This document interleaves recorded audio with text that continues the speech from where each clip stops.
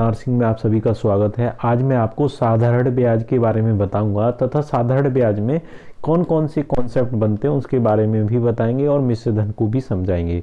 तो आइए बात करते हैं साधारण ब्याज। देखिए, साधारण ब्याज में जो मूलधन होता है वो हमेशा क्या होता है, स्थिर रहता है। अब जो मूलधन होगा वो स्थिर रहेगा, सिंपल इंटरेस्ट बोलते हैं साधारण ब्याज को आप इंग्लिश में, ठीक है।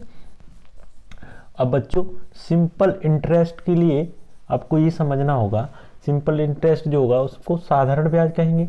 और साधारण ब्याज में 3 टर्म होते हैं। कोई भी ब्याज होगी उसमें आपके 3 टर्म होंगे। उसमें पहला जो टर्म होगा वो होता है मूलधन। अब मूलधन जो होता है उसे आप प्रिंसिपल बोलते हैं। अब मूलधन को आप क्या मानेंगे, पी मानेंगे, प्रिंसिपल वैल्यू है, इसे क्या मानेंगे आप, पी।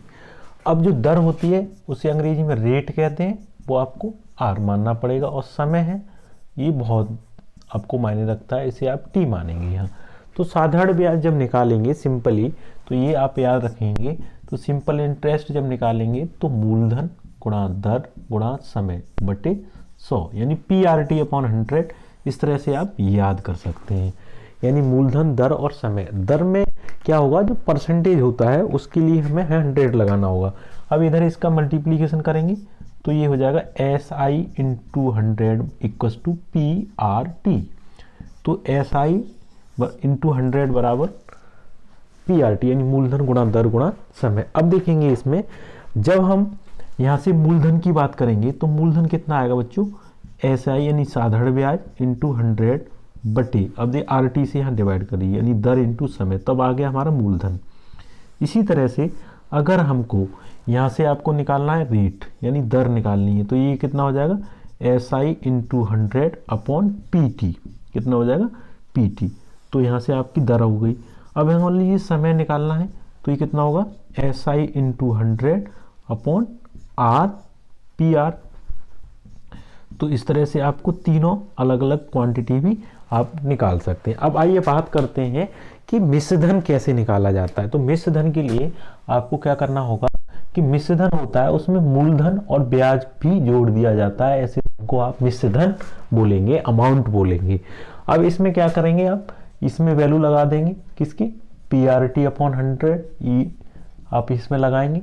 अब इसमें से P कॉमन लेंगे, तो P जैसे ही कॉमन लेंगे तो कितना हो जाएगा यहाँ 1 प्लस RT अपॉन 100।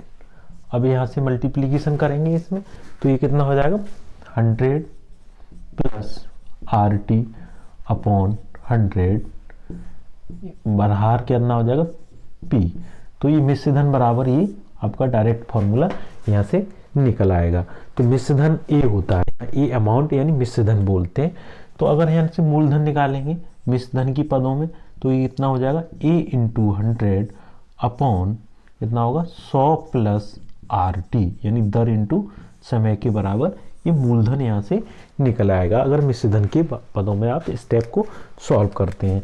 अब देखिए, समय कभी कभी दिया होता है, अगर माह में समय दिया हो तो उसमें 12 से भाग देंगे तो वार्षिक में निकालेंगे। अगर दिन में कोई समय दिया हो तो 365 से उसमें डिवाइड करके वार्षिक समय इसमें लिया जाता है। तो आइए आपको क्लियर हुआ होगा कि क्या क्या होता है। इसमें ये भी ध्यान रखेंगे, जो ए होता है यहाँ पर वो मिश्र धन होता है, और मिश्र धन कोई अलग धन नहीं है, इस धन में मूलधन को जोड़ देते हैं। मिश्र धन बराबर क्या हो जाता है, मूलधन प्लस ब्याज, दोनों को जोड़ दिया जाए तो ऐसे धन को बोलते हैं मिश्र धन। ठीक है बच्चों, तो आपको क्लियर हुआ होगा कि मिश्र धन कैसे आपको यूज करना है। सारे कॉन्सेप्ट आपके सामने, कहीं भी कोई दिक्कत हो आप मुझे कमेंट सेक्शन में बता सकते हैं। और देखिए, अगर सवाल में लिखा हो कोई धन 5 वर्ष में दुगना हो जाता है, तो उसके लिए भी एक ट्रिक है, n-1 into 100 R into T equals to, यहाँ से लगा देंगे आप।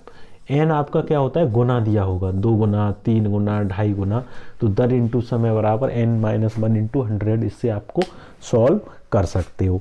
कभी कभी ये देगा कि R1 ये दुगना हो जाता है, तो n1 - 1 और आगे लगाएंगे R2 और यहाँ n2 - 1, तब भी आप सॉल्व कर सकते हैं। T1 अपॉन T2 लगा सकते हैं, तो n1 - 1 n2 - यानी समय के फॉर्म में हो तो तब, दर के फॉर्म में हो तब, या दोनों का मिक्स हो तब। तो आई होप आपको क्लियर हुआ होगा। मिलते हैं नेक्स्ट वीडियो में। जय हिंद।